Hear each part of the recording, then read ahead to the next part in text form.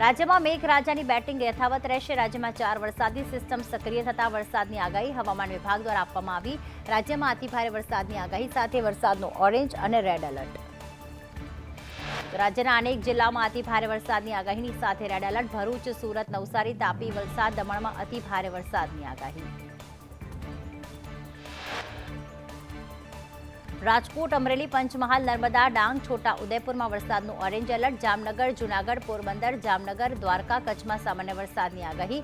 અમદાવાદ અને ગાંધીનગરમાં પણ સામાન્ય વરસાદ રહેશે। પાટણ જિલ્લામાં સતત બીજા દિવસે ધીમી ધારે વરસાદ। પાટણના રૂની, કમલીવાડા, ગોલાપુર, હાજીપુર સહિતના ગ્રામ્યમાં વરસાદ। અવિરત વરસાદને લઈને કપાસ સહિતના પાકોને નુકસાન થવાની ભીતિ।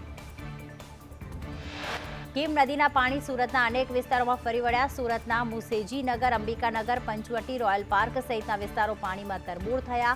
કીમ નદી તેની ભયજનક સપાટી પર હોવાથી નીચાણવાળા વિસ્તારોને એલર્ટ કરવામાં આવ્યા।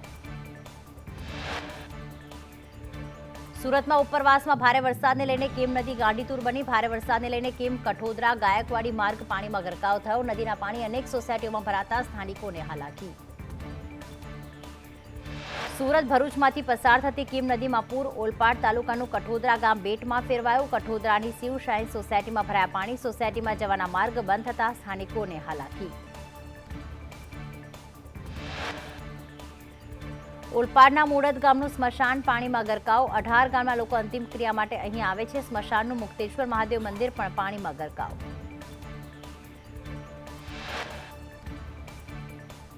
સુરતના ઉકાઈ ડેમમાંથી 1.47 લાખ ક્યુસેક પાણી તાપી નદીમાં છોડાયું। તાપી નદીની સપાટી 9.12 મીટર પર પહોંચી 2 લાખ ક્યુસેક પાણી દરિયામાં છોડાયું। ઉકાઈ ડેમની જળ સપાટી 336 ફૂટની નજીક।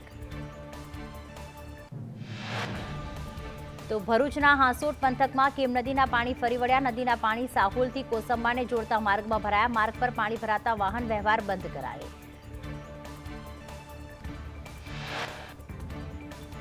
ભરૂચના હાંસોટથી સુરતને જોડતો સ્ટેટ હાઈવે બંધ। કીમ નદીના પાણી માર્ગ પર ફરી વળતા માર્ગ બંધ। સાહોલ, વડોલી, વાંક માર્ગ પર નદીના પાણી ફરી વળતા બંધ। જ્યારે વડોદરાના આજવા સરોવરની સપાટીમાં આંશિક ઘટાડો। ઉપરવાસમાં વરસાદ રોકાતા સરોવરની સપાટી 212.12 ફૂટ પહોંચી। પ્રતાપપુરા ડેમની સપાટી 225.28 ફૂટ। વડોદરામાં નાગરિકોનો નેતાઓ સામે આક્રોશ। ન્યૂ વીઆઈપી રોડ, સાંઈદીપનગર સોસાયટીમાં નેતાઓની પ્રવેશબંધીના બેનર્સ લાગ્યા। પૂરના સમયે કોઈપણ સહાય ન મળતા લોકોમાં રોષ। અમીરગઢના ઇકબાલગઢની બજારોમાં વરસાદી પાણી ફરી વળ્યા। ઇકબાલગઢના અંડરબ્રિજમાં પણ પાણી ભરાયા। અંડરબ્રિજમાં પાણી ભરાતા અનેક વાહનો બંધ થયા।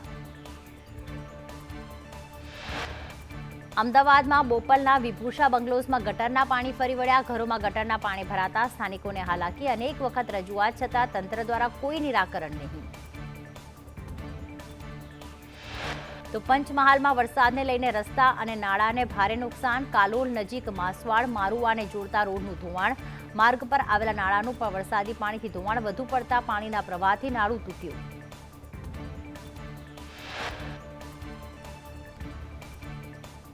કડી પોલીસ સ્ટેશનનો કોન્સ્ટેબલ લાંચ લેતા ઝડપાયા। બુટલેગરના ત્યાંથી પકડાયેલા દારૂના કેસમાં ઓછો મુદ્દામાલ બતાવવા ચેતન પરમારે રૂપિયા 2 લાખ માંગ્યા। બુટલેગર સાથેની વાતચીતનો વિડીયો વાયરલ થયો।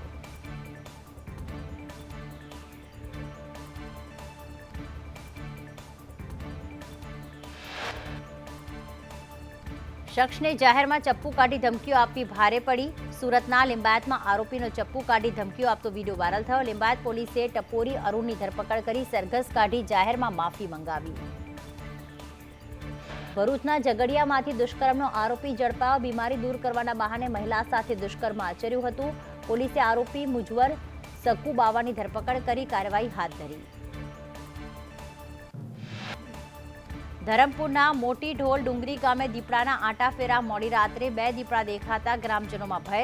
ગ્રામજનોએ વન વિભાગને જાણ કરી।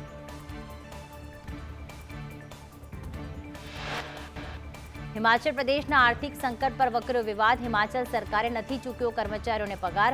4 તારીખ થવા છતાં પેન્શન પગાર ચૂકવવાના બાકી। હિમાચલ સરકાર પર 90,000 કરોડનું દેવું। મંત્રીઓ અને ધારાસભ્યો 2 મહિના પગાર નહીં લે। હિમાચલની સ્થિતિ પર શરૂ થયો રાજકીય વાર પલટવાર સીએમ સુખવિન્દર સુખુએ અગાઉની સરકારને ગણાવી જવાબદાર ભાજપે પ્રહાર કરતા કહ્યું ચૂંટણી સમયે કોંગ્રેસે ખોટા વાયદાઓ કર્યા સરકારની ખોટી નીતિઓના કારણે હિમાચલ દેવાદાર હિમાચલનું ભવિષ્ય અંધકારમય બનાવી દીધું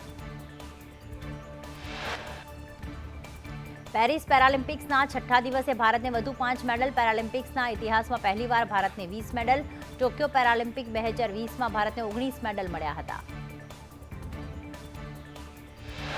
એથ્લેટિક્સમાં 10 અને બેડમિન્ટનમાં 5 મેડલ બેડમિન્ટનમાં ભારતને 5 મેડલ ભારતને 3 ગોલ્ડ 7 સિલ્વર 10 બ્રોન્ઝ સહિત 20 મેડલ પેરાલિમ્પિક્સની મેડલ ટેલીમાં ભારત 17મા ક્રમે હજુ 8 સપ્ટેમ્બર સુધી ચાલવાનું છે આ ઓલિમ્પિક